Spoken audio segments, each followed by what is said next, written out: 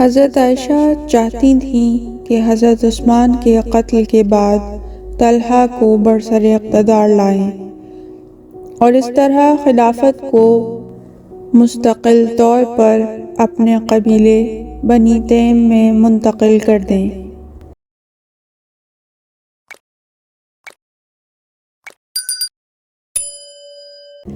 اس لیے وہ مکے میں قیام کے بعد بلوائیوں کی شورش کا نتیجہ سننے کے لیے بے چین رہتی تھیں اور ہر آنے جانے والے سے مدینے کے حالات اور حضرت عثمان کے انجام کے بارے میں دریافت کرتی تھیں۔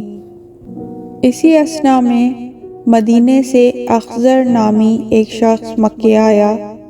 حضرت عائشہ نے اسے بلوا کر پوچھا کہ مدینے کی شورش انگیزی کا کیا نتیجہ ہوا؟ اس نے کہا کہ حضرت عثمان نے مصر کے بلوائیوں کو موت کے گھاٹ اتار دیا ہے اور ہنگامہ اور شورش پر قابو پا لیا ہے۔ ام المومنین تو دوسرے ہی قسم کے تصورات کی آرزو میں مصروف تھیں کہ اس خبر نے ان کے خیالات کا شیرازہ بکھیر دیا اور انہوں نے افسردہ لہجے میں کہا، انا للہ و انا الیہ راجعون۔ کیا ان لوگوں کو قتل کر ڈالا ہے جو اپنا حق مانگنے اور ظلم کے خلاف آواز بلند کرنے کے لیے آئے تھے؟ خدا کی قسم ہم اس پر راضی نہیں ہیں۔ ابھی وہ اسی افسردگی اور دل شکستگی کی حالت میں تھی کہ ایک دوسرے شخص نے آ کر بتایا کہ اخضر کی دی ہوئی اطلاع غلط ہے۔ مصریوں میں سے کوئی نہیں مارا گیا، وہ مدینے میں کھلے عام دندناتے پھر رہے ہیں، بلکہ حضرت عثمان ان کے ہاتھ سے مارے گئے ہیں۔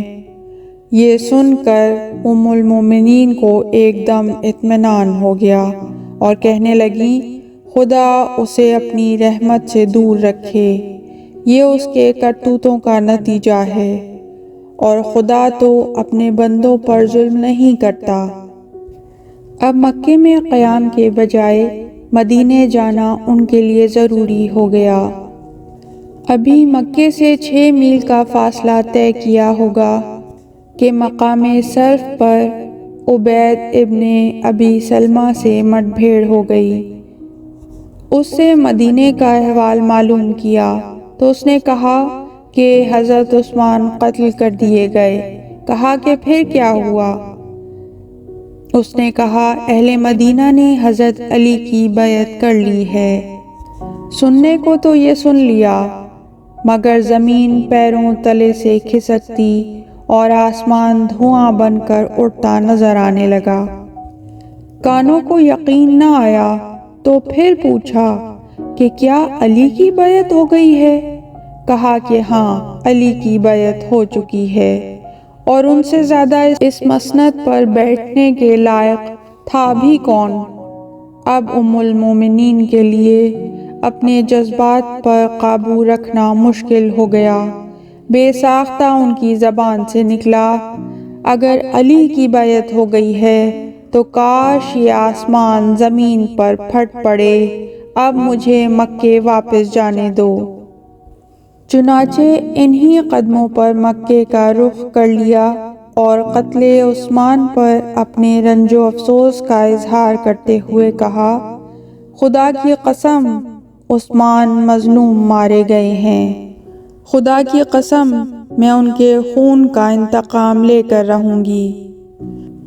عبید ابن ابی سلمہ اس فوری انقلاب اور متضاد طرز عمل کو دیکھ کر حیرت میں کھو گیا اور آگے بڑھ کر کہا کہ آپ تو عثمان کے بارے میں اعلانیہ اور بار بار کہا کرتی تھیں کہ اس خبیث کو قتل کر ڈالو، یہ کافر ہو گیا ہے، اور اب ایک دم آپ کی رائے میں تبدیلی کیسے آ گئی؟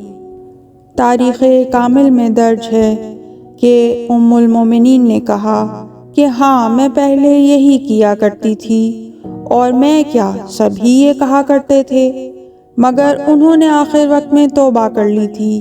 اب میری یہ رائے پہلی رائے سے زیادہ صائب ہے۔ یہ عجیب و غریب بہانہ سن کر عبید ابن ابی سلمہ سے رہا نہیں گیا۔ کتاب الامامت والسیاست میں درج ہے کہ اس نے فوراً صاف صاف کہہ دیا، اے ام المومنین، قسم بخدا یہ بالکل کمزور اور ضعیف عذر ہے۔ ام المومنین جلد از جلد مکے پہنچ جانا چاہتی تھیں۔ انہوں نے عبید کی بات پر کوئی توجہ نہ دی اور آگے بڑھ گئیں۔ جب مکے میں پہنچیں تو لوگوں نے کہا کہ اے ام المومنین، ابھی تو آپ روانہ ہوئی تھیں کہ پلٹ بھی آئیں۔ کہا کہ عثمان بے گناہ مارے گئے ہیں، میں ان کا خون رائگاں نہیں جانے دوں گی اور اس وقت تک واپس نہیں جاؤں گی جب تک ان کے خون کا انتقام نہ لے لوں۔ لوگ ان کی موجودہ اور سابقہ روش کے تضاد پر نظر کرتے ہوئے بہت حیران ہوئے۔ ام المومنین نے یہاں آتے ہی عثمان کی مظلومیت کا ڈھنڈورا پیٹ کر حضرت علی کے خلاف ایک مضبوط محاذ قائم کر لیا۔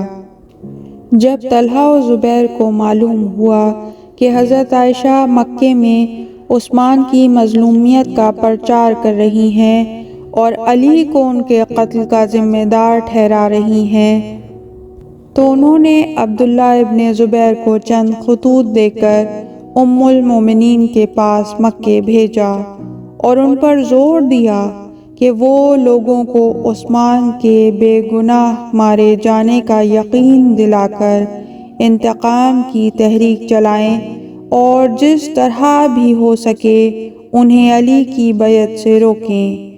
ان پیغامات نے ان کے ارادے کو اور تقویت دی اور انہوں نے پورے زور و شور سے قصاص عثمان کے نام پر لوگوں کو دعوت دینا شروع کر دی۔ اس طرح کی مزید تحقیقی، علمی اور تاریخی ویڈیوز دیکھنے کے لیے چینل کو سبسکرائب کیجیے اور بیل آئیکن پہ کلک کیجیے۔